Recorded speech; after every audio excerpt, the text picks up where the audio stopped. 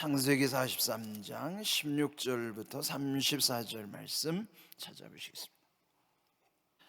마음을 집중하시고 함께 읽어보시겠습니다. 요셉은 베냐민이 그들과 함께 있음을 보고 자기의 청지기에게 이르되 이 사람들을 집으로 인도해드리고 짐승을 잡고 준비하라. 이 사람들이 정오에 나와 함께 먹을 것이니라. 청지기가 요셉의 명대로 하여 그 사람들을 요셉의 집으로 인도하니 그 사람들이 요셉의 집으로 인도되매 두려워하여 이르되 전번에 우리 자루에 들어 있던 돈의 일로 우리가 끌려드는도다. 이는 우리를 억류하고 달려들어 우리를 잡아 노예로 삼고 우리의 나귀를 빼앗으려 함이로다 하고 그들이 요셉의 집 청지기에게 가까이 나아가 그 집 문 앞에서 그에게 말하여 이르되 내 주여 우리가 전번에 내려와서 양식을 사가지고 여관에 이르러 자루를 풀어본즉 각 사람의 돈이 전에 그대로 자루 아귀에 있기로 우리가 도로 가져왔고 양식 살 다른 돈도 우리가 가지고 내려왔나이다. 우리의 돈을 우리 자루에 넣은 자는 누구인지 우리가 알지 못하나이다. 그가 이르되 너희는 안심하라. 두려워하지 말라. 너희 하나님 너희 아버지의 하나님이 재물을 너희 자루에 넣어 너희에게 주신 것이니라.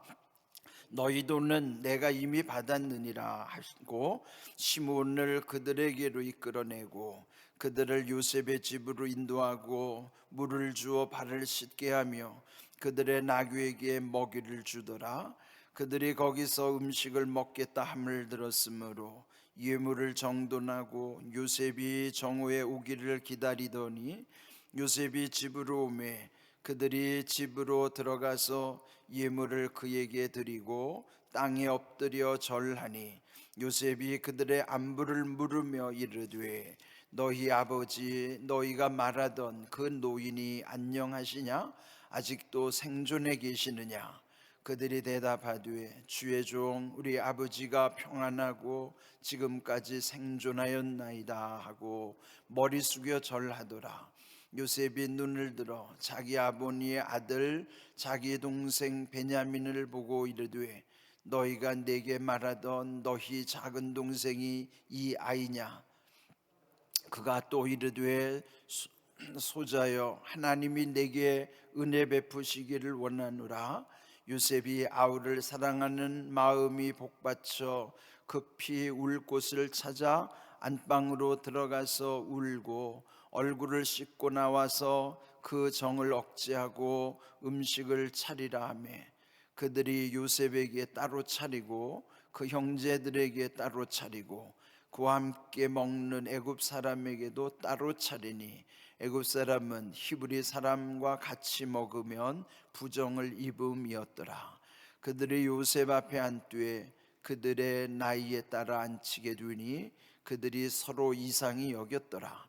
요셉이 자기 음식을 그들에게 주되 베냐민에게는 다른 사람보다 5배나 주매 그들이 마시며 요셉과 함께 즐거워하였더라. 아멘. 오늘 읽은 말씀에서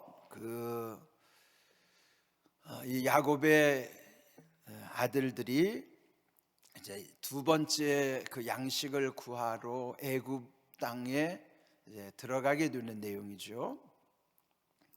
이제 처음 왔을 때 이제 곤경을 치렀기 때문에 물론 이제 원인은 이미 이제 20여 년이 지난 그 상황 속에서 요셉은 애굽의 실세가 되었고 그러나 이제 그 형들은 자기 고향의 흉년을 이기기 위해서 양식을 구하러 이제 이 애굽까지 올 수밖에 없는 상황. 네, 그 상황에서 요셉은 그 10명의 형들의 정체를 알고 있지만 반대로 그 형들은 요셉이 그렇게 지체 높은 위치에 올라 있는 것을 알 수도 없는 것이죠. 여러분, 이 세월이라고 하는 것이 이렇게 무서운 거예요. 사람의 운명이라는 것은 언제 어떻게 될지 몰라요. 그래서 여러분 서로 잘해야 됩니다. 이 오늘 본문의 말씀의 이 내용에도 보면 2차로 양식을 구하려고 애굽에 왔을 때 결국은 그 앞서 요셉이 말했던 대로 당신들의 막내 동생을 데려와라. 그들에게 정탐꾼이라고 하는 그 모함을 씌워가지고, 그래서 결국은 그 해명을 하기 위해서 그 막내 동생 베냐민을 데리고 올 수밖에 없는 상황이었죠. 자, 그리고 이제 오늘 말씀이 이어지는데 16절, 요셉은 베냐민이 그들과 함께 있음을 보고 자기의 청지기에게 말하여 이 사람들을 자기 집으로 인도해서 짐승을 잡고 준비하라. 그리고 그들과 함께 정오에 내가 식사를 할 것이다. 그런 것이죠. 자, 그럼 이 상황에서 이제 그 집으로 안내하는 것이 요셉으로서는 그 형들과 또 특별히 자기가 오랜 세월 떨어져 지냈던 그 막내 베냐민, 그 베냐민은 자기와는 한 어머니에게서 태어난 형제예요. 나머지 형들은 다 배다른 형들이지만 이 막내 베냐민은 자기와 어머니가 같은 한 배에서 난 형제란 말이죠. 그러니까 배다른 형제들보다도 한 어머니에서 태어난 그 한 형제가 얼마나 더 마음이 가겠어요. 그래서 이제 이들을 특별히 배려해서 집으로 청하고 이제 음식을 장만해서 함께 식사를 할 생각인데, 그 함께 온 일행들은 그런 마음을 알 수가 없어요. 오히려 오해하는 것입니다. 그들이 이제 18절 내용에 보시면 그 일행들은 요셉의 집으로 인도될 때에 마음이 두려웠다. 그런 거. 왜 두려운가? 그 설명이 나오죠. 전번에 첫 번째 방문했을 때 우리 자루에 들어있던 돈의 일로 우리가 끌려드는도다. 이는 우리를 억류하고 달려들어 우리를 잡아 노예로 삼고 우리의 나귀를 빼앗으려 함이로다. 그 마음이 왜 두려웠을까요? 여기서 이제 여기서 말한 것은 돈 때문이다. 돈. 그래, 우리가 모든 것 생각할 때 보면 다 돈으로 원인을 생각할 때가 많잖아요. 이게 다 돈 때문이다. 물론 이제 돈이 중요한 역할을 하는 것은 맞지만 돈이 또 모든 문제는 아니에요. 그런데 이제 정작 이 형들은 전에 이 돈으로 인하여 그걸 이제 구실로 삼아서 우리를 노예로 삼고 이제 우리의 모든 걸 다 빼앗으려고 하는가 보다. 오해를 하게 되는 것이죠. 근데 이게 한마디로 뭐예요? 죄책감이에요. 죄책감. 그는 이미 옛적에서부터 그들이 아직 해결되지 않은 죄. 여러분, 우리 안에 이렇게 해결되지 않는 죄는 끊임없이 우리를 괴롭히는 거예요. 특별히 자기만 알고 있는 은밀한 죄. 여러분, 이게 어리석은 거예요. 자기만 알고 있는 은밀한 죄는 그게 정말 무서운 거예요. 사람을 속이는 건 아무것도 아니에요. 하나님을 속일 수가 없다는 거죠. 자기만이 아는 은밀한 죄는 하나님 앞에서 자기가 해결해야 돼요. 그거 해결하지 못하면 끊임없이 계속 그 인생을 괴롭히는 거예요. 그래서 이렇게 지금 호의를 베풀어도 그걸 호의로 받아들이지 못하는 거예요.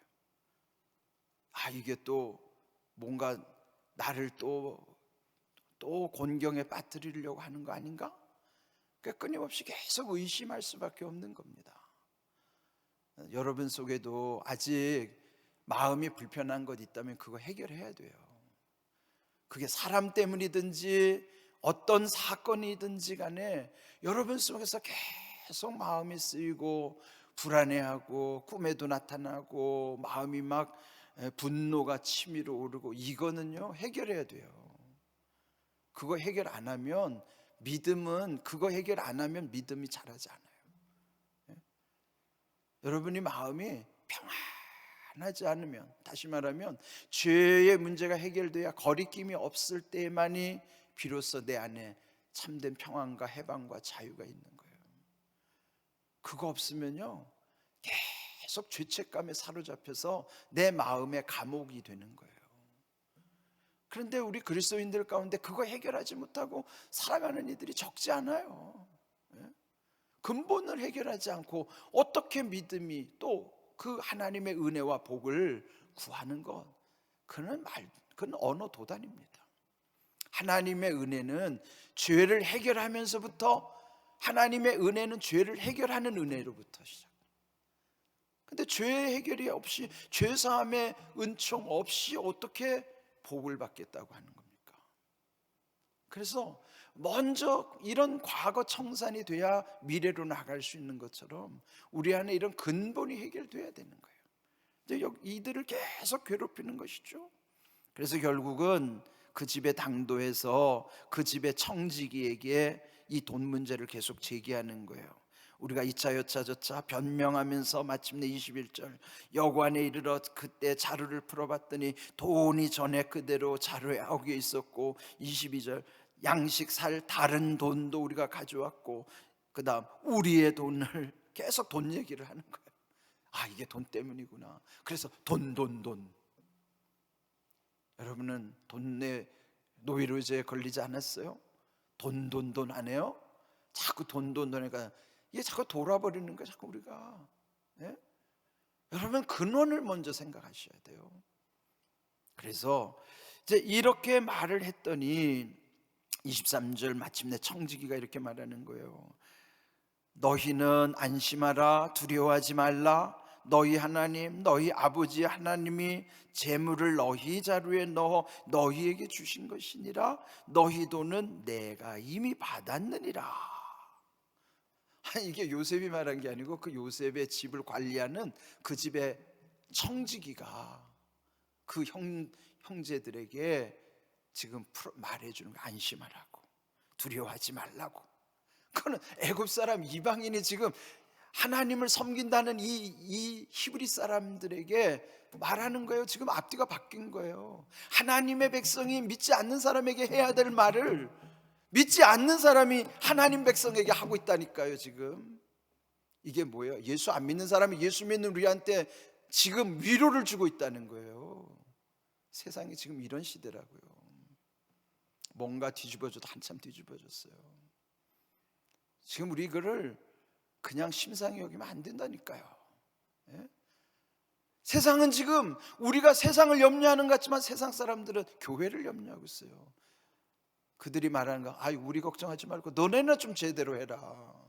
너네나 제발 우리한테 근심 끼치지 말라는 거예요. 예?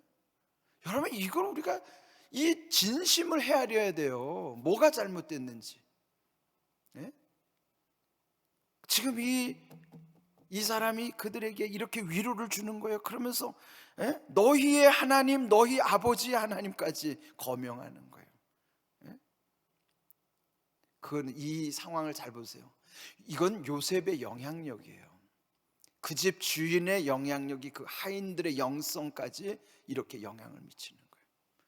하인에게 전도를 했는지 안 했는지 몰라도 그 주인님을 바라보면서 주인님으로부터 감동을 받았으니까 이렇게 달라지는 거죠. 전도는 말해서 되는 게 아니에요. 우리가 그동안에 했던 전도가 얼마나 싸구려 은혜를 전했는지 돌아봐야 돼요. 마음에 믿지도 않는 걸 무슨 영접 기도를 시켰으니까, 당신 이제 구원받았으니까. 뭘 구원받아요? 말로만 믿는다고 그러면 믿는 거예요? 근데 우리는 그렇게 싸구려 전도를 해가지고 교회에다 데려놓고 구원받았다고 속된 말로, 그들의 말로만 뻥이나 치고, 구원이 그렇게 값싼 구원인가요? 입으로만 그냥 중얼중얼 따라했다고 해서 이미 구원이 이루어졌나요?